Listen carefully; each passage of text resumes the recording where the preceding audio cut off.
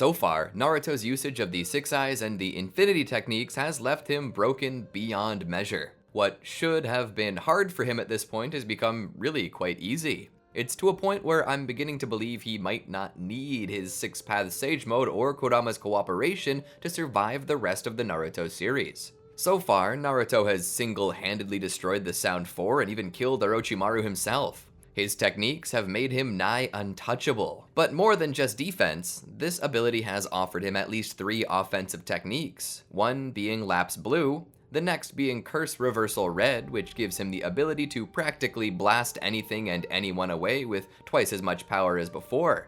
Finally, he has learned to expand his domain, Limitless Void. But this isn't everything that the Limitless can do, and Naruto will soon learn that for himself. And once he does, he could very well become unstoppable. Welcome to the Amagi. Before we begin, only 25% of our viewers are subscribed, so if you're a fan of the video, please like and double check if you're subscribed. And with that, let's get into the video. The gates of Konoha were a welcome sight. Despite the bad memories that Naruto possessed and all the suffering he had experienced beyond this gate, there was a sense of nostalgia that echoed in his head as he saw it. A certain peace, a joy at finally being home. Despite that, there was a touch of sadness in his heart, as if he had just left home. He looked up at Jiraiya, who said nothing, but continued walking toward the gate. Mentor and student, a bond that had developed into father and son. Jiraiya becoming everything that Minato and Kushina had hoped for him to become. Naruto's first real familial bond. But all things eventually came to an end. Naruto had grown strong during his time training with Jiraiya, and though he'd been unable to master the version 2 Tailed Beast Cloak, he had been able to fully master version 1, which was still a power boost that most shinobi could never achieve. Given that, on top of the Limitless technique, Naruto's abilities had been bolstered so high that very few could match up to him anymore. He was as strong as even the legendary Sannin. Perhaps not as smart or as wise, but his abilities had gifted him the same, if not greater potential, which promised to make him into a legend one day, and possibly, hopefully, even Hokage.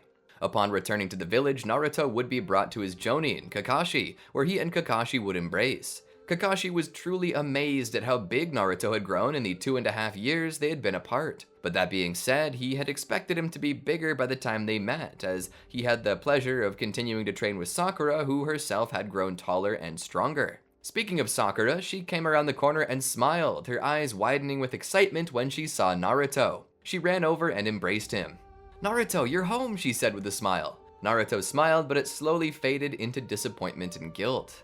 "I'm sorry I'm the only one," he said. "I'd hoped to return to the village, Sasuke in tow, but he refused to come back." Sakura's smile grew slightly more melancholic, although it did remain. "That's fine. Sasuke can return in his own time." "All the same, we've got our eyes out for him," Kakashi interjected. "The village is keeping their ears to the ground. Should he make any moves, we'll know, and we'll be after him." Naruto smirked slightly. He felt conflicted. Killing Itachi had always been Sasuke's dream, his main goal. But Naruto had always felt conflicted about the dream.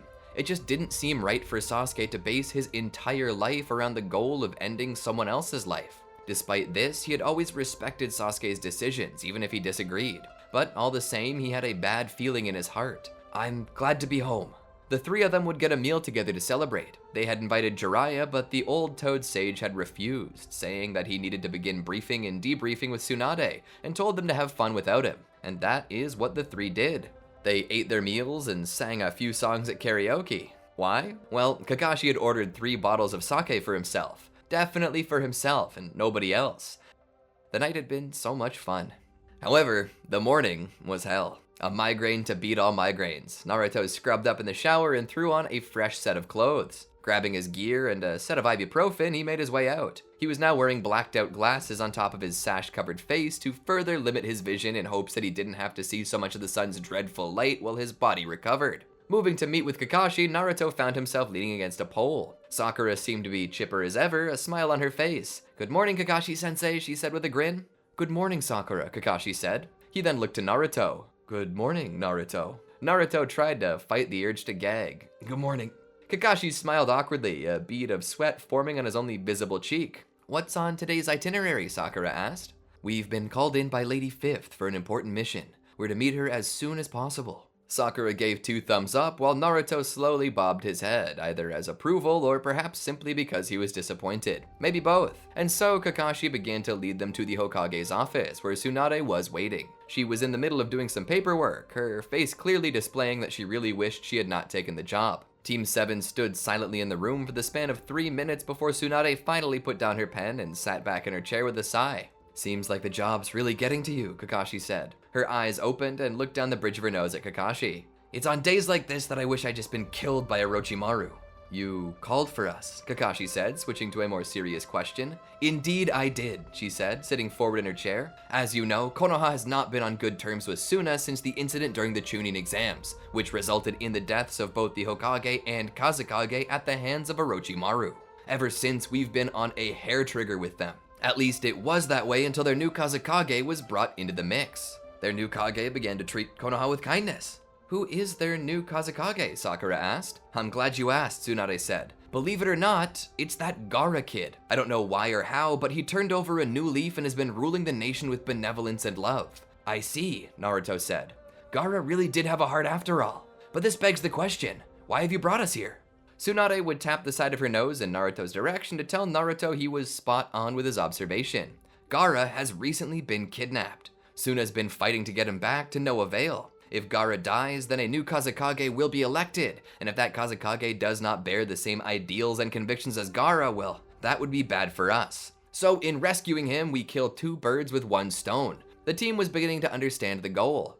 "I have a question though," Sakura said. Tsunade turned her attention toward her apprentice. "Yes? If the forces of Suna couldn't track their own Kage through their own country, what hope do we have of doing so?" Tsunade smiled. "A good question, my apprentice. But the fact is, I never said that Suna did not know where Gaara was, only that they couldn't get him back. And even if they only have a general direction to point you in, we have one thing that Suna doesn't, a Jinchuriki. We'll use our tailed beast to find their tailed beast. And once we have, we'll strike and take him back." After the briefing, the team began to pack and make preparations for the mission. Traveling the endless dunes of the Land of Wind, Suna would slowly come into sight. There they would find Gaara's siblings, Temari and Kankuro, the later of which being gravely ill with a potent poison. After Sakura heals his wounds, they speak with them, inquiring where they might find Gaara. They were pointed in a particular direction. There, Naruto and the others would travel until Naruto seemed to feel the closeness of a familiar presence. Picking up the pace, they would trek until they were stopped by a pair of Akatsuki members, 2 very familiar ones to Naruto, Itachi and Kisame, or at least that's what they believed. In actuality, these were but clones of them, and Naruto's Limitless made short work. Knowing that they must be getting close, they picked up the pace, moving at basically a running pace to ensure that they could get there before the enemy could escape. Finding a cave protected by a barrier, they would manage to bring it down. Entering inside, they discovered Sasori and Deidara, along with what appeared to be the corpse of Gaara. The 2 Akatsuki members would attempt to escape, with Sasori hoping to stay behind to slow the enemy down. However, the group splits up. Sakura and Chiyo, the woman who had originally been the one to seal the One Tail into Gaara, stay behind to face Sasori, as Kakashi and Naruto chase after Deidara. Deidara begins to attempt to fly away with his target. However, as he does so, Naruto manages to teleport up to him using his Curse Lapse Blue technique, striking Deidara so hard with his movements that not only does Deidara end up flung from his clay bird, but the bird begins to fall as well. Naruto latches onto Gaara's body and teleport back to the ground. He lays Gaara out and checks on him only to find that Gaara is already dead. Naruto begins to tear up a little before that sorrow slowly turns to indignation. Naruto stands and begins to walk toward Deidara. Deidara attempts to stop him using explosives, but the technique slows the blasts and fire and shrapnel to an insanely slow speed to the point that it never reaches Naruto. "Like explosions, do ya?" Naruto says as he looks down at Deidara. "Enjoy this one." He fires a curse reversal red at Deidara at point blank, completely annihilating his body. With Deidara finished, Naruto would turn back and return to Gaara. He then makes it back to the cave with Kakashi and reaches the point where he finds that Sakura and Chiyo have already managed to kill Sasori. Naruto lays Gaara down on the ground. His anger boils over as he realizes that they were after his tailed beast the whole time. Not only was the anger at Gaara's fate spilling out, but his own anger at having been forced to become a Jinchuriki. "What did we do to deserve this?" Naruto asked. "Why did we need to sacrifice our bodies for this? And worse still, why are you all so ungrateful to us? Gaara's first 12 years of life were hell, and so were mine. If we're heroes of the village, then why do people treat us like garbage?" His words cut Chiyo deep, and realizing the error of her ways, she proceeded to use her own technique, one's own life technique, to manage to revive Gaara at the cost of her own life. They return to Konoha triumphant, all while Naruto can't help but think about Chiyo's sacrifice and what it meant. He thought back to Iruka and the others as well, to Hiruzen and even to his own parents. Not everyone involved were hateful and spiteful. No, many of them had done what they had to do, and many of them had suffered because of it. Naruto was suffering because of his need to protect his village, to sacrifice one's self for their village. Was that what it meant to be a shinobi? Was that the will of fire? Returning to Konoha, they reported to Tsunade about what had happened and how the One Tail had been stolen by this group, the Akatsuki. Tsunade makes their capture and/or termination high priority and begins to instruct various Konoha teams to keep their eyes open for any sign, and to defeat them if possible. Search and destroy. All the while, Kakashi had found Naruto's abilities to be rather incredible. He knew that Naruto had always been gifted with a strange Kekkei Genkai, but only now does he realize how truly powerful it is. He wishes to see how strong it will become, so he sets Naruto to the side and asks him to begin developing a new technique with it. Naruto's unsure what to do about this, so he sits down and begins to brainstorm. He thinks about his curse technique. He's really pulled out as much from it as he thought possible. Considering that it's his greatest technique, to be able to develop something new for it would be optimal, but how exactly? What could he do to make a new technique? He recalls when he discovered Reverse Curse Technique Red, how he multiplied the curse energy by itself to make reverse cursed energy. He holds out his hand and creates a lapse blue and looks at it. In the other hand, he creates a reverse red. He looks at them and begins to wonder. One pushes, one pulls, but what happens if I use them together? Is it even possible to use them together? In truth, it was. It was quite possible. And so he began to train for this and managed to train for quite some time to learn this technique. At the end, he had developed a new technique. He would rush out to battle with Kakashi to help them defeat Hidan and Kakuzu. Hidan would be Shikamaru's own personal battle to avenge Asuma, and Naruto would not intrude upon that. But Kakuzu was fair game. The thing was, he possessed multiple hearts, and because of that, he was mostly immortal. Very similar to Hidan, but in a completely different way. Naruto would then prepare to utilize his newest technique. Holding out his hand, he channeled both cursed energy and reverse cursed energy into a single attack, both lapse blue and reverse red. This created a technique called Hollow Purple. Kakashi, who had been studying the techniques Naruto used for a while, observed how it was used. Naruto would fire it at Kakuzu, who would then take the shot and disintegrate, as if never having existed at all. Kakashi was stunned, but his mind was already coming up with theories as to how this worked. And it was a good thing too, because even Naruto didn't know what it did. Essentially, Naruto had used the infinite pushing and pulling power and energy to create an imaginary singularity. It was the same concept, it seemed, as an imaginary number, which was any number equal to or beyond -1. Essentially, Naruto had managed to create an anti-space at the center of his technique. He had not created a new dimension, nor did he manipulate the old one. Instead, he had compressed the dimension down past infinity beyond nothing. Something so non-existent that it became the literal opposite of existence. Even if space was empty, space still contained space, and therefore nothing was still something, even if that something was empty. But true nothing, what Naruto had just made, was nothing without a void. He had, for all intents and purposes, condensed space-time down to such a fine point that not even void remained. Not even nothing remained. And therefore, everything struck by this singularity also ceased to exist.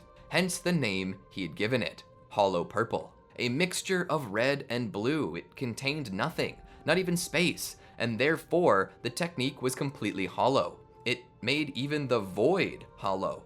Such a nightmare for physicists, of which Kakashi was merely an amateur who couldn't even competently say that this was what it even was.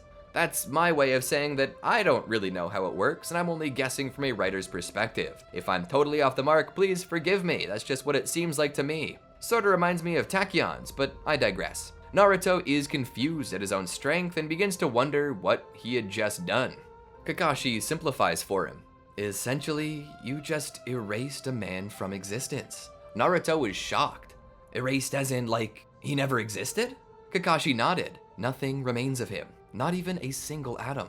Naruto was astonished. How busted is that? Naruto asked with a hint of trepidation in his voice. Such a power was terrifying. What if he had screwed this up and accidentally erased himself or someone else? This was by far his strongest technique, and he had even managed to awaken the ability to bring others into his world, his own personal world. He began to wonder if this shouldn't be more like a break glass in case of emergency type technique. With the deaths of Hidan and Kakuzu, well, Hidan's death is more like a live burial, but anyway, everyone got to rest. Naruto finally had time to himself to enjoy himself. Time to sleep long, play games, and do absolutely nothing. But eventually, word came in that Sasuke was on the move, and so was Itachi. It seemed to be the day that Sasuke had dreamed of, and so many teams of shinobi were sent out after them. However, before they could get there and interfere with the fight, Itachi visited Naruto, as he always would in canon, and would give to Naruto his crow that contained the Koro Amatsukami.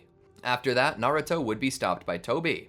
Tobi told Naruto not to go any further, but Naruto doesn't plan to listen. After all, there was nothing Tobi could do to stop Naruto, right? Naruto tries to push back Obito, but amazingly, Obito reaches his hand out to stop Naruto. Naruto looks startled. Obito looks at him. Are you surprised that someone can break through your techniques? Naruto is stunned.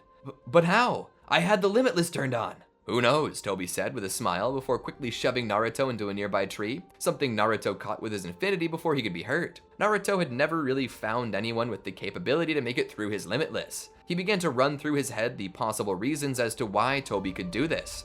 Obviously, he was using a technique, but what was it? Was it some space-time jutsu? Was it speed-based? What was the secret? In the end, Tobi managed to hold Naruto off long enough for Sasuke to kill Itachi. Tobi would escape with Sasuke and would proceed to tell him the truth about Konoha and Itachi's dealings, which led to Sasuke growing resentful toward the village and seeking revenge. Thus, Team 7 and the other scouting teams returned to Konoha. But Naruto would not be allowed to relax, nor would he be allowed to emotionally unwind, as word had come in of dire news. He would be summoned to the Hokage's office, where he noticed that Kakashi and Sakura were already waiting for him. The look on their faces, he knew something bad had happened. Tsunade began to speak. Naruto, do you remember the day you returned to Konoha from training with Jiraiya?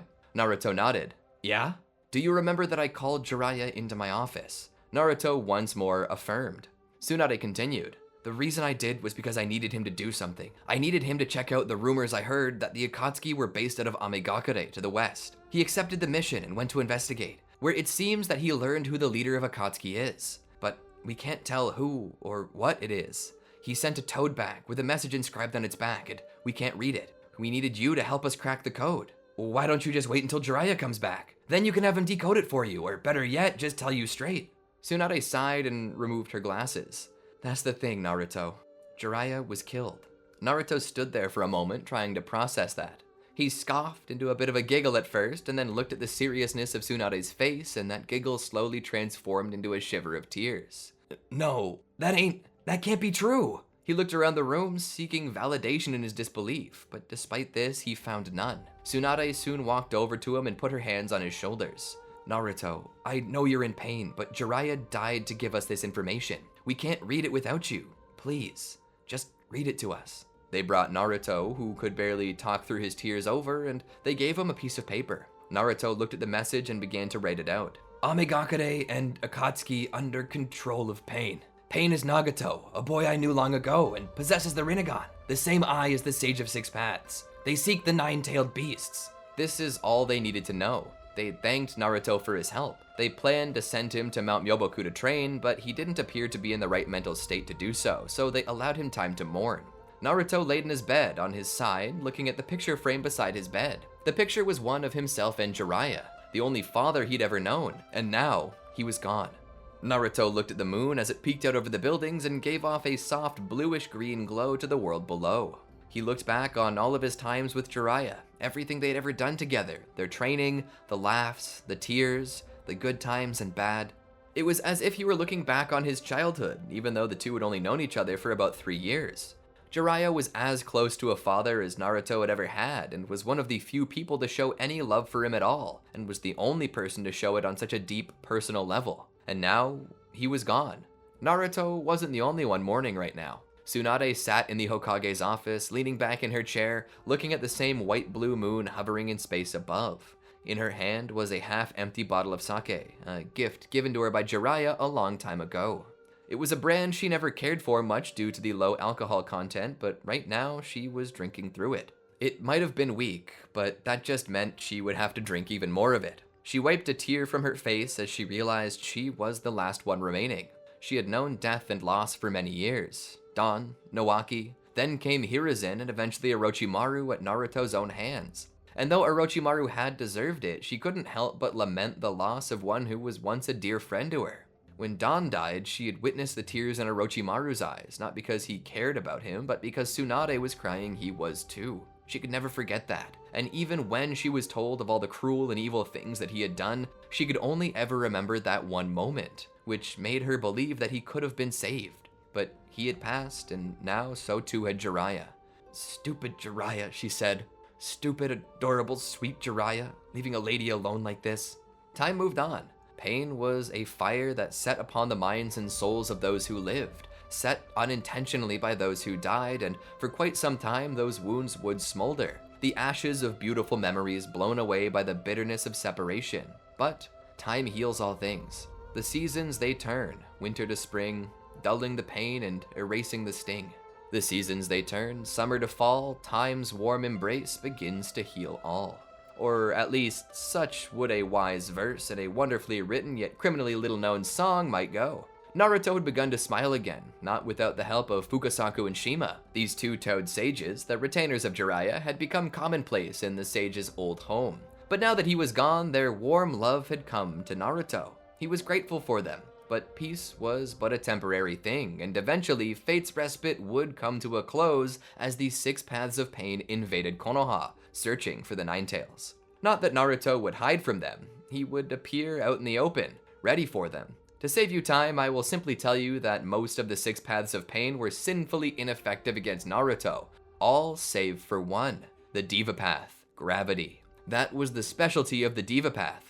Gravity was one of the few forces in the universe that itself could bend space and time. Being without mass, gravity could so easily surpass the speed of light. Due to this, Naruto's absolute defense, the Limitless, which divided space before him into infinite slices of pie, was quickly overwhelmed as he was sent flying through the air. As he hit the ground with all that force, Naruto could just now understand how it was that Jiraiya could be killed by such a being. Standing back up again, Naruto would launch a reversal red at Pain, which he would deflect with a Shinra Tensei. The force would shred the reversal red. Pain would then form a Chibaku Tensei. It began in his hand as a small white singularity, but as its gravity was increased and finally tuned by Pain, even light could no longer escape it, causing a gravity well so deep that it began to pull things toward it.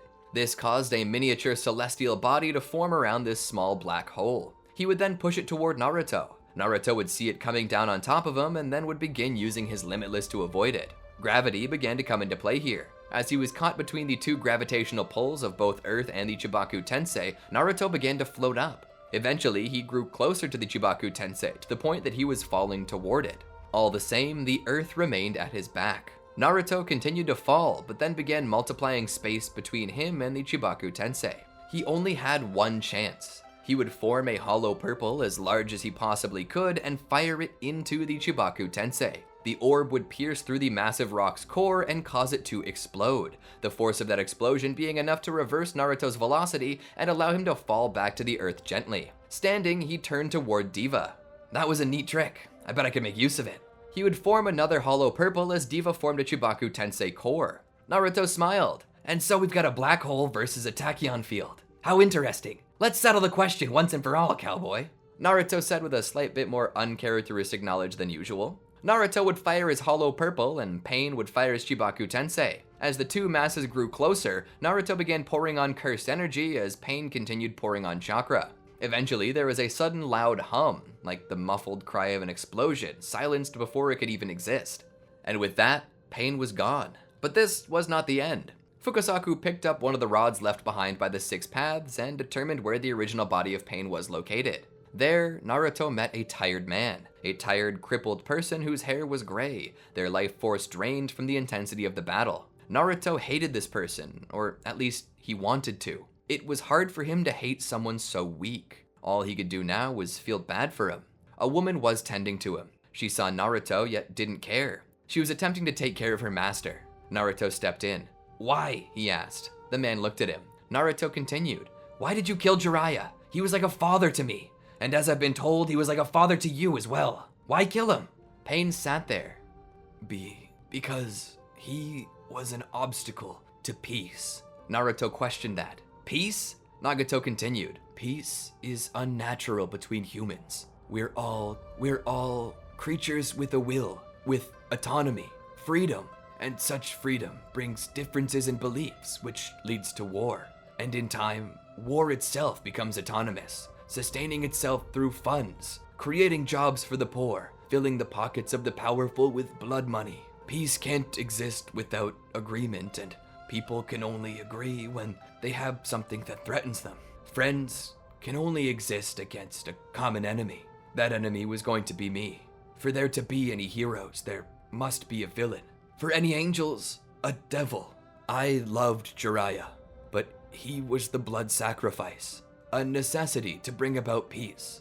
I'll immortalize him in my heart forever.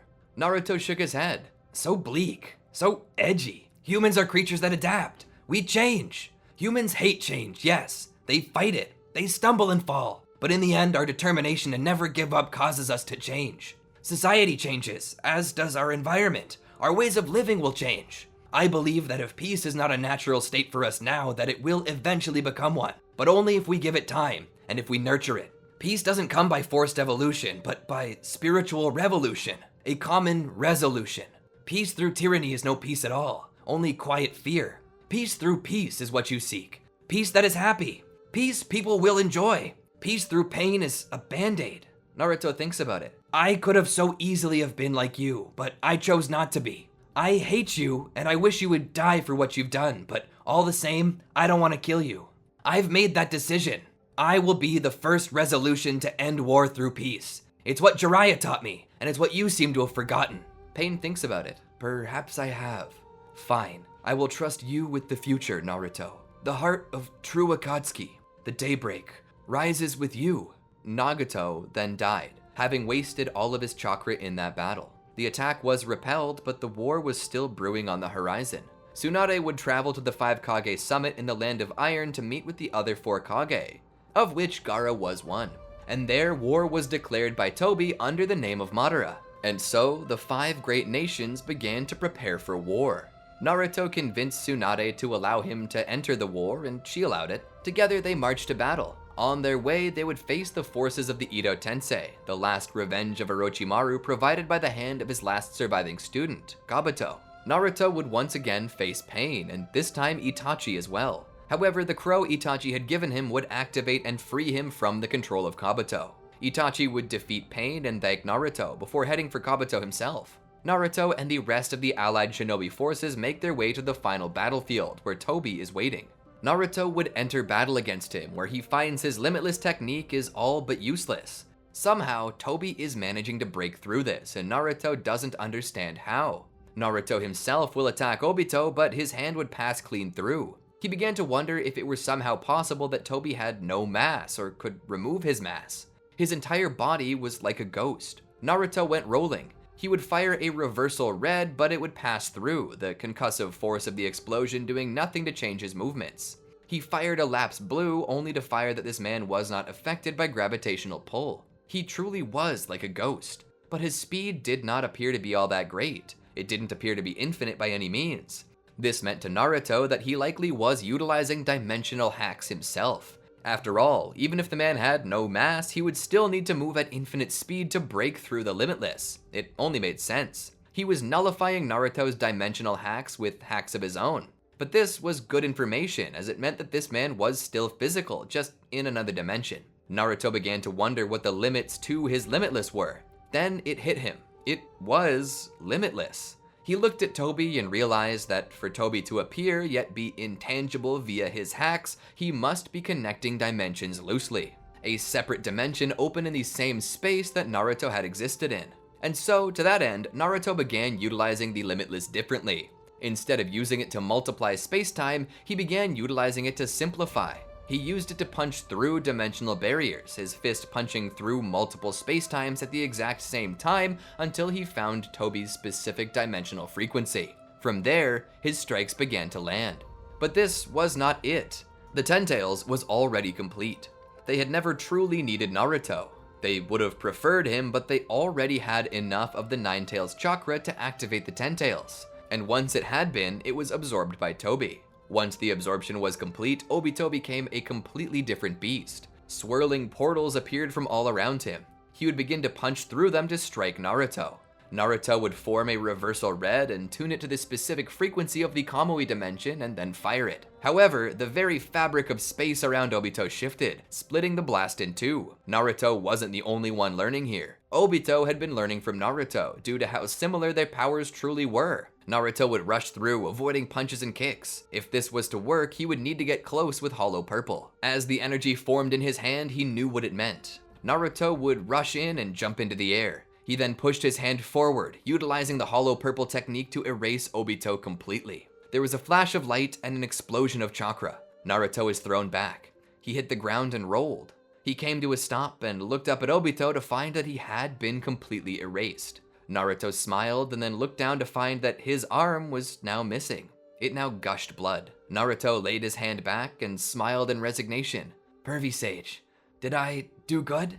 His eyes began to close. There was the sound of birds singing outside. Tsunade walked the halls of the Hokage's residence, looking over reports. Madara Uchiha's Ito Tensei was still at large, along with Black Zetsu, which was an issue. Both were still being hunted as they spoke, but with the Ten Tails out of play, it seemed that their plans had fallen apart. But it wasn't without a cost. Many brave shinobi had given their lives to make this happen. Eventually, she would pass into the hospital. She would walk up to a particular door and open it to see Naruto laying on a bed, remains of his arm wrapped up. As they spoke, they were cultivating more Hashirama cells. She would look to Kakashi. "Has he woken up recently?" she asked. Kakashi looked over. "Nothing besides the average muscle spasm that caused his eyes to open, but I don't think he regained consciousness. Sakura's been tending to him." Tsunade spoke. "He'd lost a lot of blood when we found him. It's only natural that he'd be comatose for a few weeks, but let's see if this doesn't help." She injects Naruto with something, and for a moment his lips turn into a smile. His eyes open, slightly, weakly. Tsunade smiles. "Welcome back to the land of the living, Naruto, and good job." And I think that should be the end of our story. No more parts. Sorry. Unless... Nah, impossible. You wouldn't want that. Huh? What's that? You want to know? Okay, well, I was thinking about how impossible it might be for you all to want another part for this, but, you know, the story's all finished, so that is impossible, right? What, you mean you really want to see another part? Well, I'll make a deal with you. If this video receives enough views, maybe I'll follow it with one more part. Or maybe more. But you have to watch the video and spread it around. Show us how much you like this series and you might just pull it back for a sequel series. Sound like a fair deal? Good. So leave a comment below to tell us what you thought of the video and feel free to give us more ideas. I'd love to hear from you. Be sure to like, subscribe, and ring that bell to be notified when more videos like this drop. Until then, peace. Did you enjoy our video? Well, then be sure to check out these other great videos from the Amagi. And make sure to subscribe and ring the bell to get notified about our latest videos.